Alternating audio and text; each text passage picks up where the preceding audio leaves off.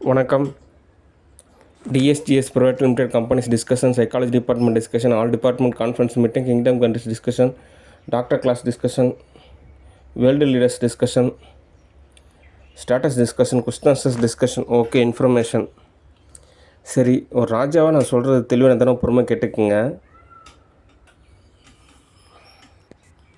ஒவ்வொரு நிலையிலான ஒரு பதத்துக்குமே நான் பதில் சொல்கிறேன்.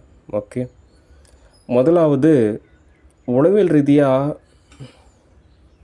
என்ன தகவல் அப்படின்னா, நிர்வாகவியல் அப்படின்ற ஒரு நிலையில் யார் நிர்வகிக்கிறாங்க அப்படின்ற ஒரு நிலையில் ஓஎஸ்சி சாஃப்ட்வேர் அப்படின்ட்டுருக்கு. ஏன்னா ட்ரிபிள்இ தான் நான் படித்தேன். ஓகே, அதனால் என்னோடய நிலையான பதம் தான் எனக்கு நல்லது, மற்றவங்களுக்குமே நல்லது. ஓகே, அடுத்து அந்த பைபிளில் சொன்ன மாதிரி 3 நபர், பிதா, ஆவியானவங்க, தேவகுமாரன் அப்படின்னு சொல்கிறாங்க.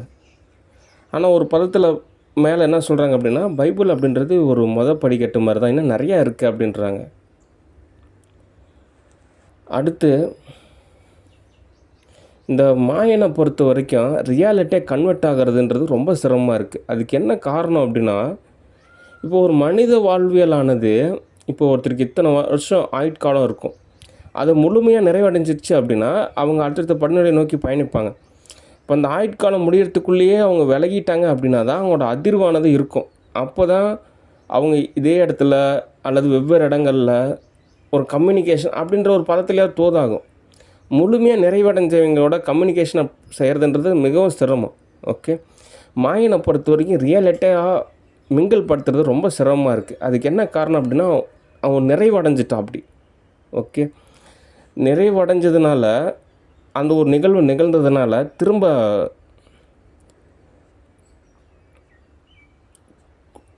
கனெக்ட் பண்ணுறதுன்றது ரொம்ப சிரமமாக இருக்குது. ஆனால் மாயனோட அந்த ஸ்கூலில் படித்த அந்த சில கேர்ள் ஃப்ரெண்ட்ஸ்லாம் என்ன பண்ணுறாங்க, எல்லா வகையிலும் மாயனுக்கு தோது பார்க்குறாங்க. நானே கூட ட்ரில்லியன் கணக்கில் மாயனுக்கு தோது பார்த்தேன், ஆனால் நோ யூசேஜ்.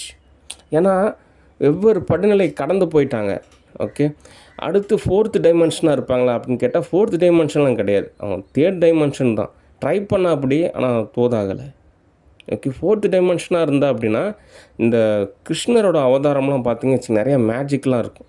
அவர் நிறையா வகையில் தன்னை தற்காத்து எந்த ஒரு எரருமே இல்லாமையே தான் அவரோட லைஃப் ஸ்டைலே கொண்டு போயிருப்பா அப்படி. ஓகே, இந்த ராமரோட கதை இவங்கெல்லாம் ஒரு 4th டைமென்ஷன் மாதிரி எல்லா வகையிலும் தோதாக இருப்பாங்க. ஓகே, ஆனால் மாயனை பொறுத்த வரைக்கும் அப்படி கிடையாது, பயங்கர சித்திரவதை. அதனால் 3rd டைமென்ஷன் அப்படின்ற ஒரு கான்செப்ட் தான் தோதாகும். ஓகே, அதனால் இந்த மாயனை விட்டுருங்க. காப்பாற்றுன்னு நினச்சி துன்பத்தை இன்னும் அதிகப்படுத்துகிறாங்க. நாங்கள் அவரை காப்பாற்றுறோம், அவர் தான் நமக்கு தோதான நபர், அவர் தான் இந்த உலகத்துக்கு முதலாவது வந்தவர், அப்படி இப்படின்னு சொல்லிட்டு இன்னும் நரக வேதனை அனுபவிக்க வைக்கிறாங்க. தோதாகாது. அதனால் எனக்கு தெரியும் யாரை கூப்பிடணும், எப்படி கூப்பிடணும், எந்த பத்தில் கூப்பிடணும், என்ன தோது பார்க்கணும் எனக்கு தெரியும். நீங்கள் அனாவசியமாக யாரும் இன்வால்வ் ஆகாதீங்க. ஓகே, சரி. அடுத்து முதலாவது மைய நிலைப்பாடான சில விஷயத்தை சால்வ் பண்ணால் தான் அடுத்த நிலைப்பாடான ஒரு விஷயத்துக்கெலாம் தோது பார்க்குறதுன்றது சரியாக இருக்கும். ஓகே, அந்த வகையில் இந்த ஞானமணி மெட்ராஸில் தான் இருக்குது. அனாவசியமாக ஆஃபீஸில் நீங்கள் இன்வால்வ் ஆகாதீங்க. ஓகே, நேற்றுலாம் பகல் டைம் ஃபுல்லாக ஆஃபீஸில் எதுக்கு என்ன ஒன்று ₹1,00,000 ஒன்று சம்பளம் கொடுக்குறாங்க, அதான் அவனை வேலை விட்டு போக சொல்லியாச்சு, திரும்ப திரும்ப எதுக்கு இன்வால்வ் ஆகுறீங்க? இவன் என்ன குழப்பிக்கிறான்னா, நம்ம கூட தானே படித்தா அப்படி, இப்போ இவ்வளோ கம்பெனி இருக்குது, இவ்வளோ ஸ்டூடியோ இருக்குது, இவ்வளோ நாடு இருக்குது, என்னால் அக்செப்ட் பண்ணவே முடியலையே. உன்னை யார் அக்செப்ட் பண்ண சொன்னா? நீ பேசாமல் வெளிநாட்டுக்கு ஓடி போயிரு. ஓகே, இப்போ ஏதோ பெரிய கோல்டு மெடல் ரேங்க் லிஸ்ட்டு மாதிரி என்னென்னமோ கற்பனையில் மறந்துட்டுருக்கான். அதுக்கு என்ன காரணம் அப்படின்னா, அவங்களோட பேரண்ட்ஸு தான் காரணம். அவங்க அப்பா போயிட்டா அப்படி, அவங்க அம்மா ஊருப்பட்ட செல்லம், அது இல்லாமல் மாதமானால் சம்பாதிக்கிறான், வேலை செய்கிற இடத்துலேயே கல்யாணம் பண்ணிக்கிட்டான், குழந்தைங்க இருக்குது, இவனுக்குன்னு ஒரு கான்செப்ட் இருக்கும், அதை மட்டும் தான் இவன் பெருசாக பேசிக்கிறான். ஆனால் ரியாலிட்டியாக சரி இவ்வளோ துடிக்கிறானே, இந்தாப்பா எனக்கு இவ்வளோ பிரச்சனையாக இருக்குது, ஒரு 1000 கொடு, இல்லை ஒரு 3000 கொடு, அவன் கொடுத்துடலாம், கவர்மெண்ட்டு மேலே இவ்வளோ உணர்வாக இருக்கிறிய, ஏதாவது நல்ல செய்யணும், எதுலேயுமே இன்வால்வ் ஆக மாட்டான். ஓகே, சும்மா ஏதோ அவனுக்கே ஒரு மனப்பிறழ்வான நிலையில் தோது பார்க்குறான். அது தோதாகாது. நீ அனாவசியமாக ஆஃபீஸ் பக்கம்லாம் இன்வால்வ் ஆகாது. உன் வேலை என்னவோ அதை மட்டும் பாரு. ஓகே, ஏதாவது தோதாச்சுன்னா நானாக கூப்பிடுவேன். ஓகே, சரி, அடுத்த தகவல். Studio discussion. ஸ்டூடியோவை பொறுத்த வரைக்கும் யாம் தான் உரிமையாளர். ஓகே, என்னோடய ரூல்ஸ் அண்ட் ரெகுலேஷன் தான் ஃபாலோ பண்ணணும். ஒரு நாள் நம்ம ஏதாவது ஒன்று தோது பார்த்தோம் அப்படின்னா அடுத்த நாள் வந்துட்டு ஏன் எங்களை துன்புறுத்துறீங்க, ஏன் அப்படி பண்ணுறீங்க, எப்படி பண்ணுறீங்கன்னு ஏதோ வகையில் தோது பார்க்குறாங்க. அது தோதாகாது. ராதிகா சரத்குமார் அவர்களே, உங்களுக்கும் தகவல் அதுதான். உங்களுக்கு சௌகரியமாக இருந்தால் நீங்கள் ஸ்டூடியோவில் வேலை பாருங்கள், இல்லைன்னா விலகி போயிருங்க. ஓகே, ஏதோ நீதிபதி மாதிரி தோது பார்க்குறன்றது தோதாகாது. ஓகே, அடுத்து ஸ்டாலின் டிஸ்கஷன். ஸ்டாலினை பொறுத்த வரைக்கும் என்ன தகவல் அப்படின்னா, அவர் இவ்வளோ ஏற்படுத்தினாருன்னு சொல்லிட்டு அவர் ஜிம்முக்கு அனுப்புனாவது ஓரளவு மூளை வேலை செய்யும், கரெக்டாக எல்லாம் தோதாக இருப்பார்னு நினச்சா தோதாகலை. ஒரு டாக்டராக என்ன சொல்கிறேன்னா, இதுக்கு மேலே அவரோட மூளையெல்லாம் ரெடி பண்ணுறது சிரமம், ரத்தத்தை சரி பண்ணுறது சிரமம், அவ்வளோதான். இதுக்கு மேலே தோது பார்க்குறது நிச்சயமாக சிரமம். அவர் இதுக்கு மேலே இருந்தாருன்னா அவரால் நம்மளுமே மாட்டிக்குவோம். அதனால் டிஎம்கேவை பொறுத்த வரைக்கும் இனிமேல் உதயநிதி அவர்களை நீங்களே நிர்வகிங்க. ஓகே, ஏன் அப்படின்னா தோதாகாத ஒரு நபர். ஓகே, அடுத்து ரஜினிகாந்த் டிஸ்கஷன். ரஜினிகாந்தை பொறுத்த வரைக்கும் சினிமாவில் மட்டும்தான் ஏன் சூப்பர் ஸ்டாருன்றாங்க. ரியாலிட்டியாக பயங்கரமான ஒரு ஒஸ்ட்டான கேரக்டர். ஓகே, அவ்வளோ கோடி கோடியாக சம்பாரித்து இவ்வளோ பெரிய எதோ வகையில் தோது பார்த்தாலுமே அவரோட தொடர்பியெல்லாம் எப்படி இருக்குது அப்படின்னா ஒரு மேஜிக்கான ஒரு தொடர்பியல் தான் இருக்குது. அது எப்படி தோதாகும்? இன்னும் இவர் என்ன ஆஸ்கார் அவார்டு வாங்கியிருக்காரா, இல்லை நோபல் பரிசு வாங்கியிருக்காரா, இல்லை ஒரு 10 லட்சம் பேரை படிக்க வச்சுருக்காரா, இல்லை கவர்மெண்ட்டு சார்பாக மட்டுமே கிட்டத்தட்ட 3000 கோடி 4000 கோடி காசு கொடுத்துருக்காரா? எதுவுமே பண்ண கிடையாது. இவர் சம்பாரித்தார், இவர் நடித்தார், இவர் தோது பார்த்துக்கிட்டார், அவ்வளோதான்.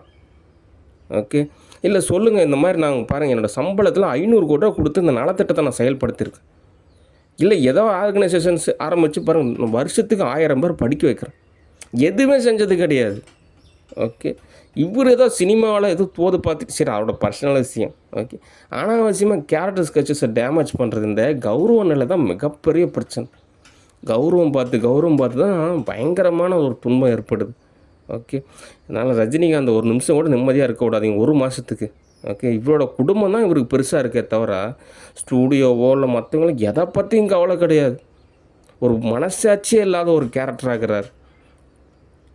கேட்டால் ஸ்டாலினோட என்னுடைய நண்பர் அவர் தோது பார்க்க சொல்லிட்டா அப்படி உங்களை துன்புறுத்தன்னு சொல்லிட்டு ரொம்ப தீங்கான நபர்.